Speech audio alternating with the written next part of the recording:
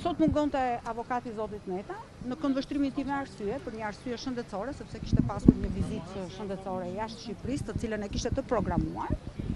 Kështu që për këtë arsye seanca u shty, duke pas parasysh që nuk kishte avokat tjetër dhe në bazë të neni 48 më duket dhe 49 të kodit procedurës penale, personat të cilat janë të pandehur duhet të paraqiten, duhet të mbrohen nga avokatët e tyre. Kjo ishte edhe një nga shkaqet për të cilën seanca u shtyje në 2 javë të tjera. Do të thënë 2 javë të tjera i bie pranë afatin maksimal 15 ditë, pra me 9 tetor në orën 10.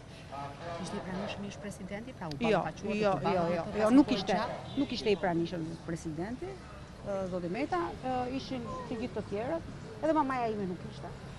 Kishte sjell një prokur, kështu që por nuk është se është shkak kjo gjë. Megjithatë, kjo është një seancë tjetër, ndërkohë që edhe materialet voluminoze të cilat janë jashtëzakonisht të mëdha, ju lë dhe mundësi më shumë avokatëve për të njohur akoma dhe më shumë me materialet të cilat janë pjesë e dosjes. Unë me aq sa kam vënë re, ka shumë gjëra dhe besoj që shumë shpejt unë do të jem në gjitha ekranet televizive, në gjitha emisionet dhe apo edhe debatet me ju, për të ndjekur hap pas hapi të gjithë dosjen dhe të gjithë mënyrën e të vepruarit.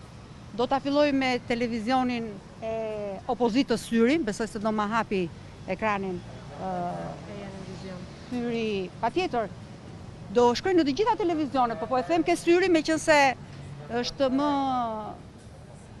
e mban veten si të opozitës, kështu që do ma japi shanse dhe mua të shprehem, por sigurisht që do të jem e hapur dhe për gjitha televizionet e tjera për të vazhduar në News 24, që është një nga televizionet po patjetër të fortë, po që do ta tolerojmë njëra tjetrën që të lëmë të marrojmë fjalinë, domethënë mos ndërpresim, do ta bëjmë me marrëveshje se a mund ta thuash disa nga pikat kryesore të akteve që ju kundërshtoni?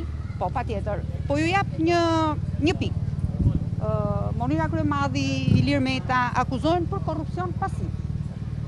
Ndërkohë që nuk ka asnjë të akuzuar për korrupsion aktiv. Unë e kuptoj që jo domosdoshmërisht e pajshëm. Jo. Problemi është kur nuk ka korrupsion aktiv, si mund të ketë korrupsion pasiv? E para. Është parashkruar zonja Kryemadhi se e kemi bërë dhe ne këtë pyetje. Personat, biznesmenët të cilët kanë kryer korrupsionin aktiv, është parashkruar si vetë? Jo, nuk parashkruhet, sepse pavarësisht edhe nëse që ka e parashkruar, a janë pyetur biznesmenët? Jo, s'janë pyetur. Jo. Nuk janë pyetur. Kemi parë. Jo, nuk janë pyetur për çështjen për cilën akuzohemi. Një e para. E dyta, sepse un kam pas dëshmit.